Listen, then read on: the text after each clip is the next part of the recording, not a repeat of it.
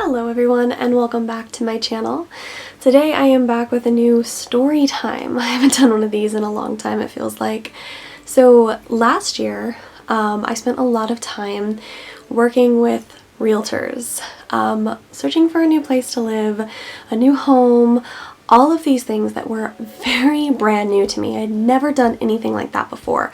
And during that time, I feel like I came across some very interesting and funny stories that I'll be sharing with you today.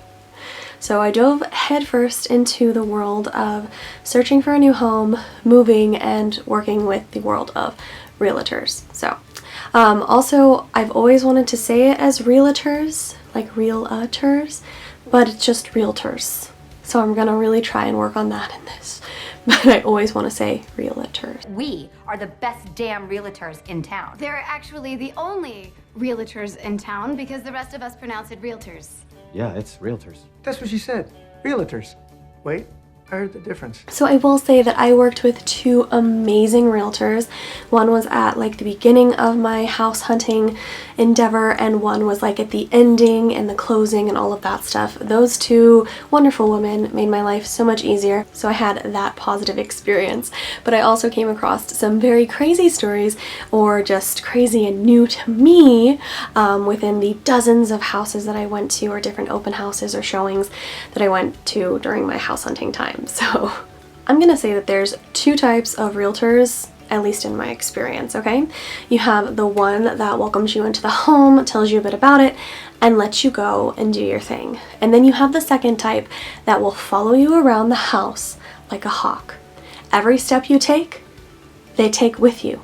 Every step you take, I'll be watching you. And that is the mentality of a lot of these realtors. I can't look at the house if you're following me everywhere. So how's it going? Oh, just looking. What do you think of the house? It's very nice. I mean, I'm only in the entryway, but it looks nice so far. Okay, let's go ahead and move on into the next room. Oh, sure. Can I have a moment? Of course, let us have a moment together. Can I just walk over here? Over here? Of course you can. Let me just take your hand. We will walk over there together. These are my hands. No, thank you. But together I can show you every inch of this house. We will literally be connected at the hip. I'll just go now. Now I get it. This is their job. They are way more sociable than I am. I am very much an introvert. I need my space, and they are just all up in your happy space. But I get it. But I do need room to breathe during a decision like this. Kind of a big one. Now, I'm not saying just like completely ignore me and don't talk to me. Like, no, that's okay. But just let me walk around the house.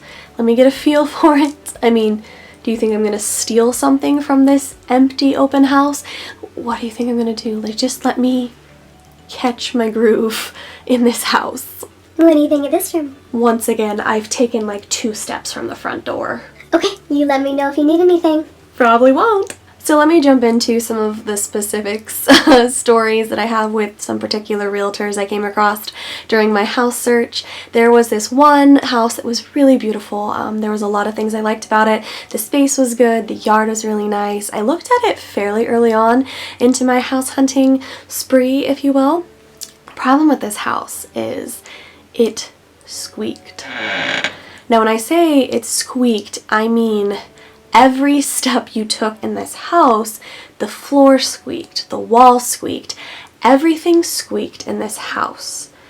And I was immediately going a little crazy. I don't know if you know this about me, but I film ASMR videos.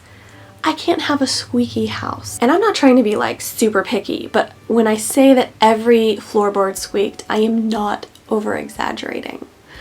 The living space, the bedrooms, when you went into the basement, you could hear everyone moving upstairs because the floor squeaked so bad. And then I kind of have to question, you know, is there something wrong with the integrity of the house that everything is squeaking quite that badly? I was just not feeling it. So of course this realtor asks us what we think of the house, and I'm very lighthearted, you know, it's a beautiful house, but it's a little loud, you know, it's a little squeaky in this house. Oh, it's not that loud at all. You see, I film videos and audios, so my microphone will pick up every single squeak within this house. Oh, no microphone would ever pick up the squeaks like this. No, microphone won't do that. You mean my microphone that picks up the train coming by miles away? Pretty sure it will hear the floorboards squeaking in my own home. Then he kind of tries to throw it at me because I'm young or something. It's an old house, and by old he means a 60s house. It was built in the 60s, and old houses sometimes squeak like this.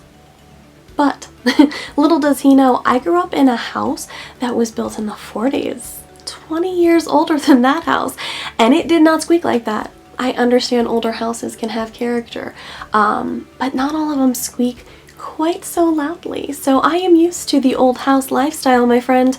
I'm not really feeling this. Oh, you're young. You wouldn't understand this house. I understand that I don't want it. Next, there was another really beautiful home. It could have been pretty high on the contenders list. I liked the layout of this house, the yard, the location, everything like that. However, it was higher than my price range, so immediately it kind of like goes down further on the list because it's not in the range of houses I was looking for, but just went to the open house just to see what it was all about, right? Was greeted by this realtor, and oftentimes at open houses there will be like a check-in or sign-in sheet so they can see how many people came to the open house, contact information and things like that. So put my information down, and after leaving the house is when the text messages started. Now they were coming from an out-of-state number, so most of the time I ignore phone calls and text messages if you're not in my phone book. Like, I just don't want to talk to spammy people. And then I realized who it was. It was the realtor we had just talked to. Realtor. The realtor we had just talked to. And he was wanting like more information from me, like what did I think of the house, was I putting in an offer, like all these things. And we'd kind of made it pretty obvious to him that, you know, it was a nice house but probably wasn't for us, and it was just immediate with the text messages. And then it feels like a text message came in like every hour after that. Probably exaggerating that, but for like weeks after, every day I would get a couple text messages from this person, like asking more and more information, asking for this, asking for that. He continued to ask like when I wanted to see the house again, and I'm just like, bro, like I kind of told you, like this wasn't the one for me. Like, you know, I didn't even say that I was like interested in making an offer or anything, but like he was dead set that like, yeah, I was the one that was going to be making the offer. And I get it, like this is people's jobs, but ooh, so pushy, you're pushing me away. The text messages finally stopped. Thank the heavens. He probably got the memo that I was not interested, or he had annoyed me out of even wanting to make that house work. So wasn't interested in seeing him or the home again. Okay, next up we have a lovely lady that was in a tennis outfit during this open house. I don't know, it looked like a tennis outfit. I don't play tennis, but stereotypical, it looked like something that rich people play tennis in. You know, like at a country club or something. I don't know, that's not my life. But that's pretty much what this realtor was wearing. So she greets us and she seems pretty normal, you know, nice enough. That was until she asked about the realtor that I was working with. And what's your realtor's name? And I give her my realtor's name, and I kid you not, the biggest eye roll I have ever seen from anyone comes from this lady. She didn't even try to hide it. It was the biggest freaking eye roll I have ever seen. I've never heard of her before. Okay. Just interesting that you're working with someone I haven't heard of before. Well, there's a lot of people out there. It's just that I know a lot of people in this field.